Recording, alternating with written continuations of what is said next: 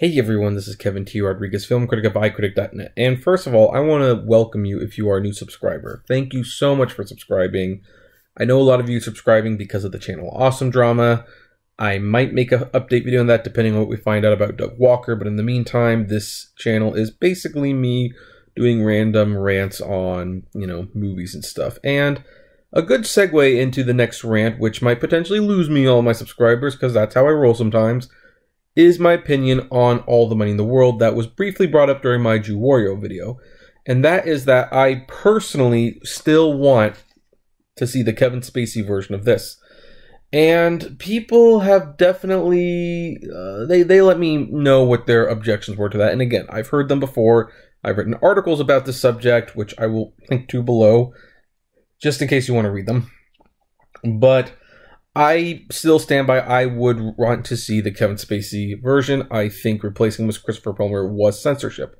Someone brought up in the comments, and it was a fair point to make. Well, do you believe that Back to the Future was censored because Eric Stoltz was replaced by Michael J. Fox?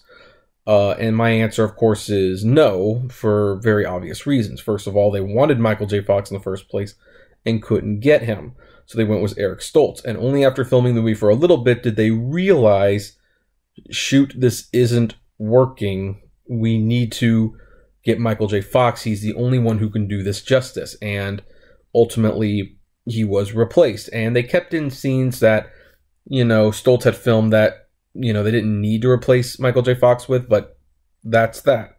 Also, in the Blu-ray of the making of the movie, many of the Eric Stoltz scenes are shown in some deleted scenes footage, and it's true he was not doing a very good job. So I can understand why they want to replace him. In the case of All the Money in the World, it's a much different situation. Ridley Scott hired him, completed the movie, and was even singing his praises up until the scandal broke. Once the scandal broke, then all bets were off. Kevin Spacey was dirt, and then he said, oh, by the way, I always wanted Christopher Plummer in the first place.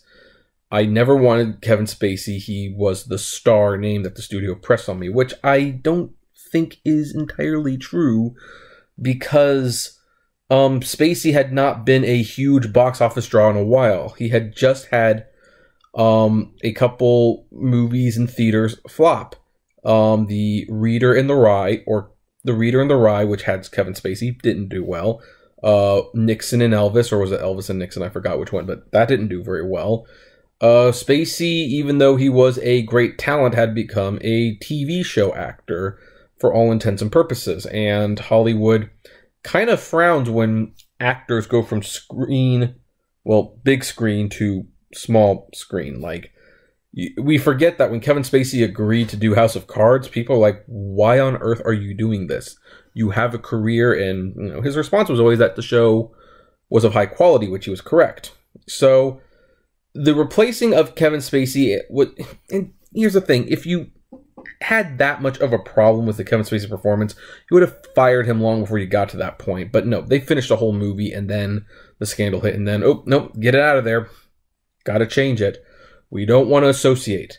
But here's the ironic thing, is that their replacement wasn't any better, really. And this is why I argue you can't be replacing people for moral reasons, because they've done some bad stuff too. And if Christopher Plummer is to be believed in his own memoir, he might actually have been worse than Kevin Spacey in terms of what he has done in his past. According to this article by the HuffPost, it reads, earlier this month, director Ridley Scott and Imperative Entertainment decided to drop Kevin Spacey from the upcoming All the Money in the World and reshoot scenes with Christopher Plummer in Spacey's role. Plummer later told Vanity Fair that he thinks, quote, it's very sad what happened to him. Kevin is such a talented and terrifically gifted actor, and it's so sad, it's such a shame. Which, by the way, I do want to add really briefly, this was the only positive thing Christopher Plummer would say, because I don't think he was quite clued in yet that, no, we're not praising Kevin Spacey. You're here to replace him. He never existed as far as you're concerned. It is a sad situation, certainly, just not for Kevin Spacey, but perhaps Plummer is not exactly a moral authority on the subject of lechery and predation. For evidence, look no further than his 2008 memoir, In Spite of Myself, in which Plummer posits that a dancing 16-year-old nymph had to have been triple jointed, for she was able to do the most amazing and unprintable things. That does not even begin to get at the astounding, horrifying mess that is Plummer's overwrought 700-page ode to himself, which for some unholy reason prompted the New York Times to write that Plummer writes and reports almost as well as he acts. And here are some of the things that was written that, Plummer admitted to. On underage girls. News of massive import hit Montreal High School like a torpedo that one of the girl students across the quad wore no pants. It turned out she herself was largely responsible for this hot little scoop, as she never ceased to inform the world of that fact. She was raunchy, petite, cheeky, and a galvanizing little body, and was thoroughly enjoying wreaking havoc with the male students and their concentration.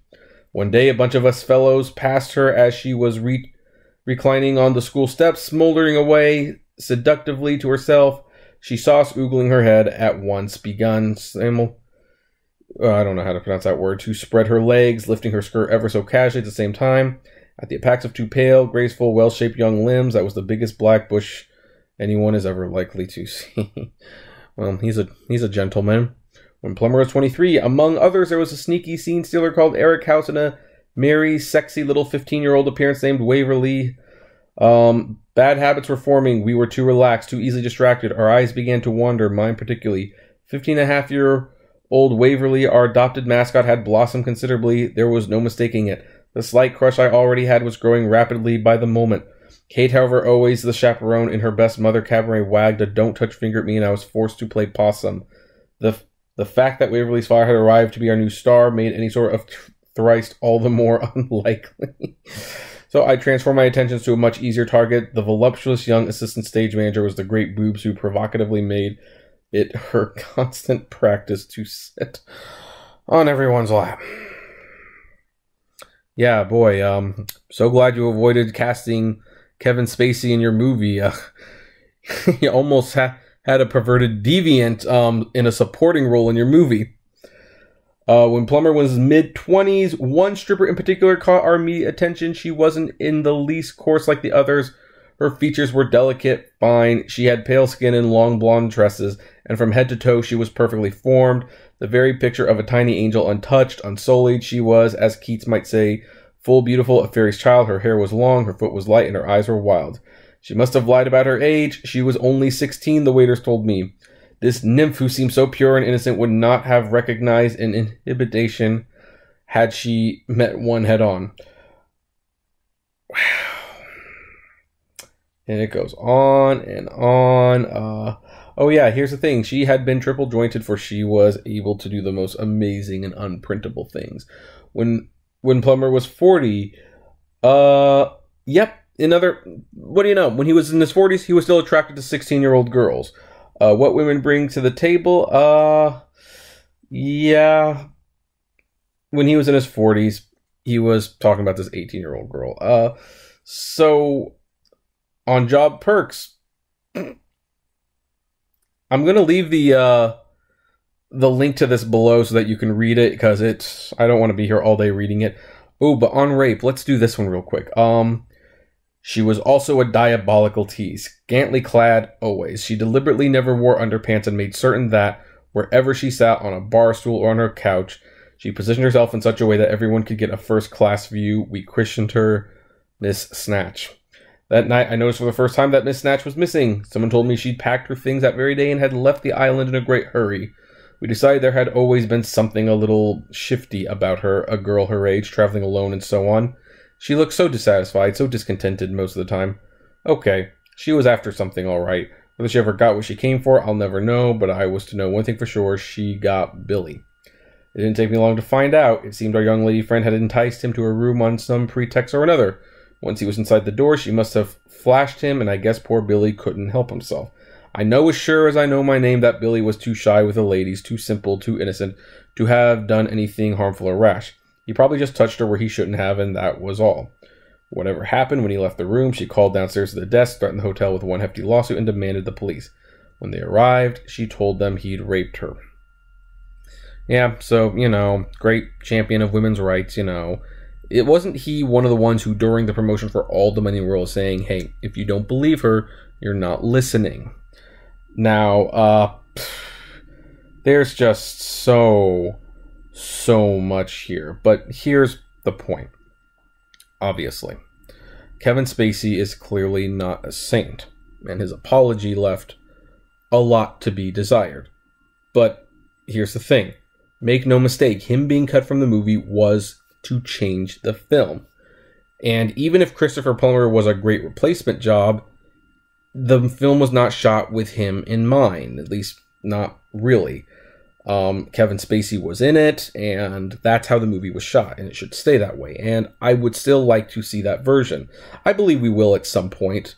I think we gotta wait till either Spacey A regains some grace, which is not entirely impossible. I mean, keep in mind, it seems like a lifetime ago that we liked him, but it's really only been several months. And actors have come out of much bigger scandals before. But also, I don't buy this when they say, oh, you replaced Christopher Plummer for moral integrity.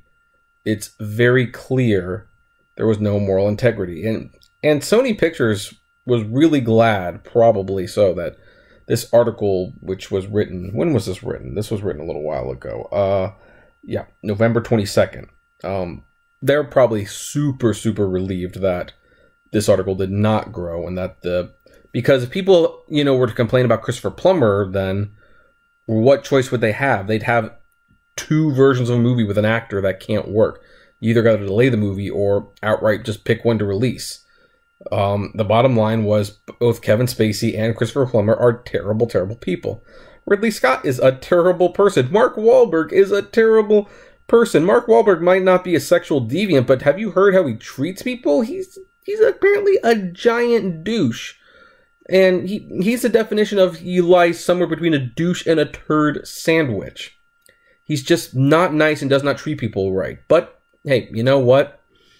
I guess for some reason, Kevin Spacey's, apology, the deflective apology, admittingly, that was enough to get him fired, but no one else. So, I mean, I stand by my rule that if I have to base what I watch on how people act in their personal lives, I wouldn't be watching anything. So, yeah, I mean, I did like the movie enough to buy it. And it is odd that the recast, reshot, reclaimed special feature, which talks about the recasting, does not discuss Kevin Spacey. And there's no commentary, which I would have loved to hear Ridley Scott discuss this. But I also understand why not, because if they start dropping his name, Spacey could potentially sue them. So I know why they wouldn't do that. But I'm still hoping to see All the Money in the World the way it was originally intended to be seen. Because for better or worse, that means it's with Kevin Spacey. And you know what? Replacing Spacey did not change the narrative one bit.